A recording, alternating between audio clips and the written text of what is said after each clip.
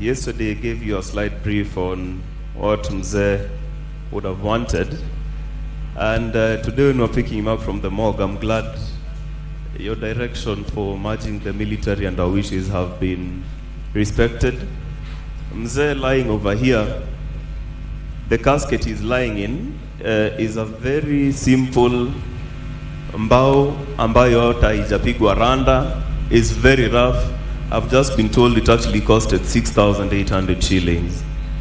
Hii mambo mingi ya casket ati mtu mkubwa 500,000, 1 million. His essence and spirit is no longer with us. This is a body which he served the country with, and now it is finished. Yeah, in addition to that, let me just briefly address the rumors I've been seeing on social media asking, is this guy, was he Muslim? The rights he wants to be buried with, what's happening? Your Excellency, as you know, Jesus himself, how he was buried. He was wrapped in a sheet and put in a tomb.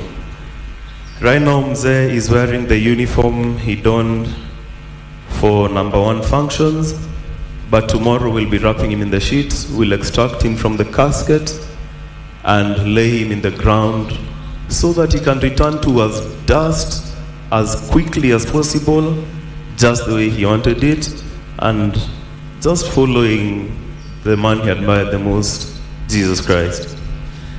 Your Excellency, my father always alikuwa na mambo matatu kama wewe, not the same, but all his speeches were divided into 3.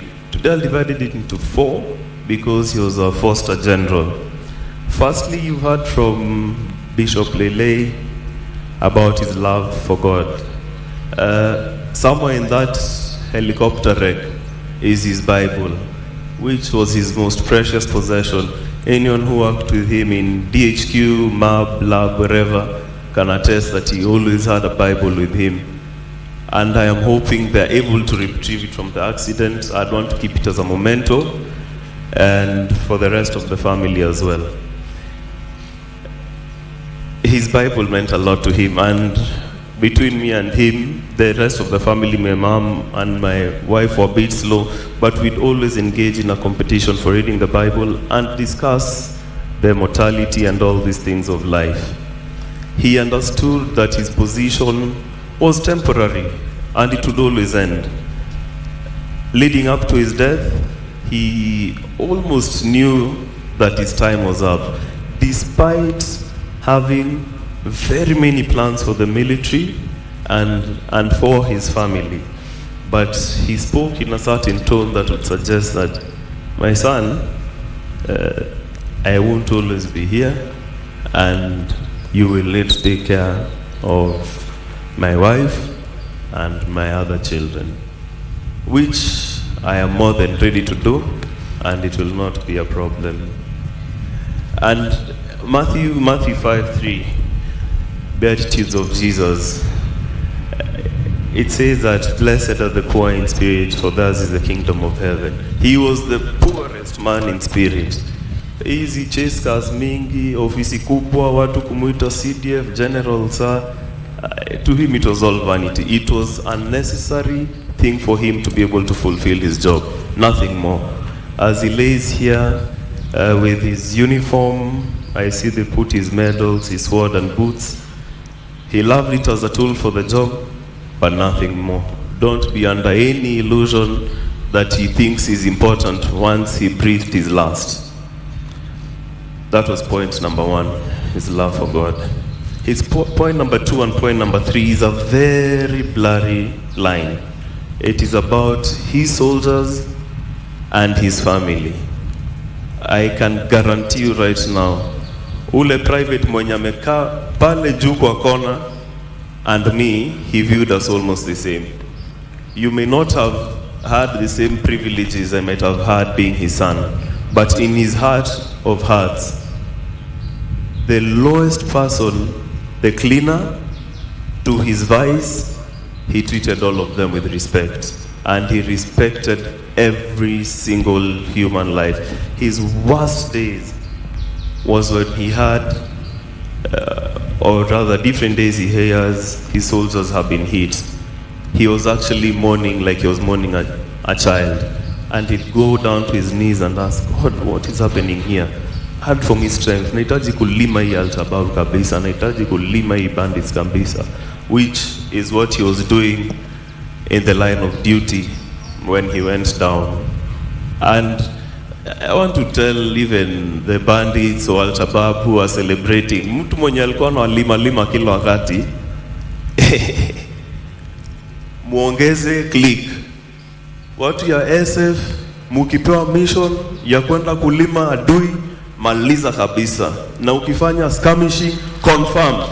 Ongeze 3 za kichwa. That's how he would have wanted it. He wanted to die, in fact, fighting one of these enemies. And so, musikubali kuogopa Al-Shabaab. Kama mdosi wenyu hakuwa anaogopa adui, basi mnaogopa nini? Si yeye amelala hapa na sisi wote tutalala hapa. Usipende maisha yako yote sana, na iko kitu moja kubwa kushinda wewe, Mwenyezi Mungu na nchi yetu ya Kenya. Lima au Al-Shabaab, lima, musiangushe click. Muongeze. Watu ya Boni, endeleni kuongeza click kabisa, because his ultimate dream was to have a fully peaceful Kenya. Hii mambo ya watu kugongwa hitting civilians left, right and center, he had told me many times, General Karangi started that or that side, I will finish it. He may not be the one to finish it, but all of you now have a responsibility.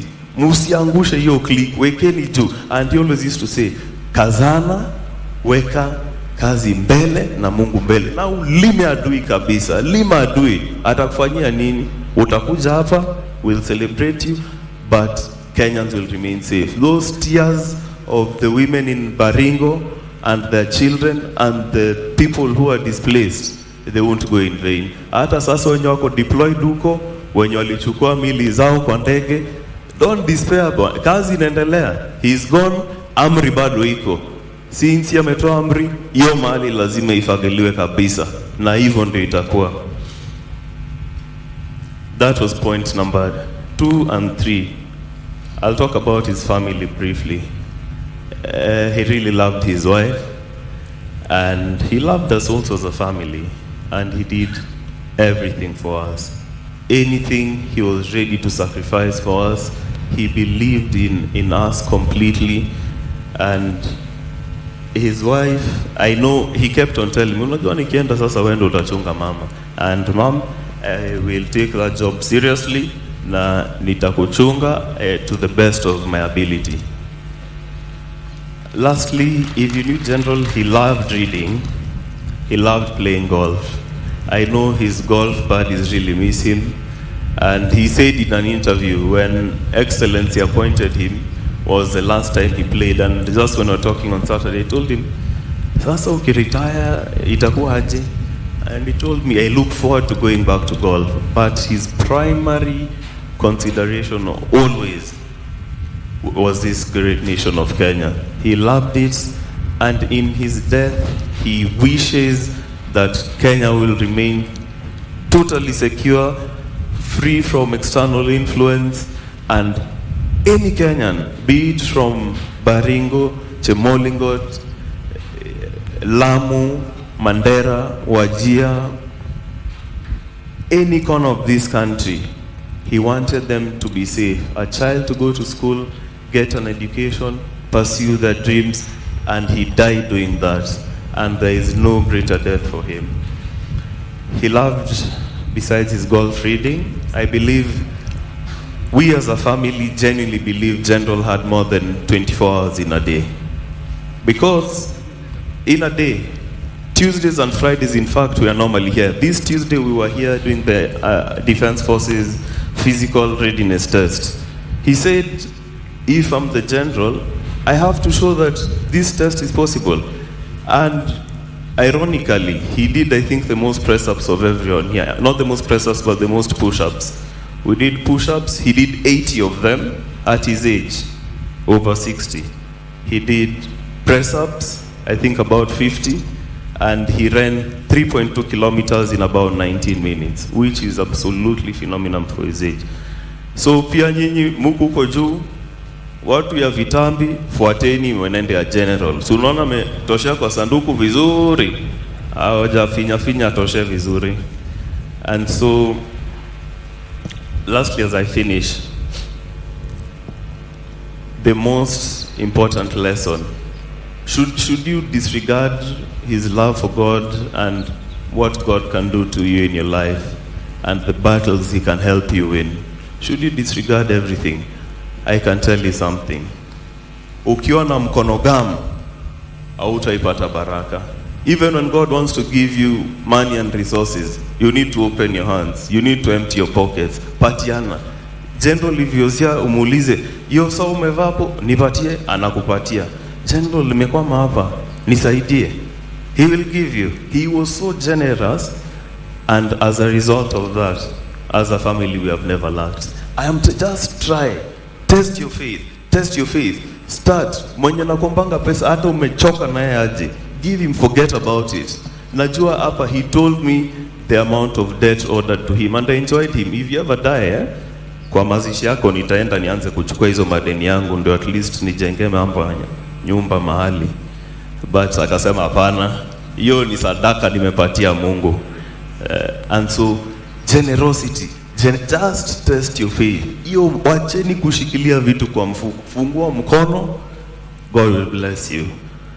We will miss him. He was a great simple man, and we love him. And to the entire KDF fraternity, poleni sana, we stand with you. And especially for the people who perished with him. We in fact were running with that whole group here on Tuesday. And Tuesdays and Friday were his days. If I can ask, kwa makambi zenyu, chukweni your fitness serious, mkwe munakimbia, so that at least you can take the physique and also better your own health. Asante.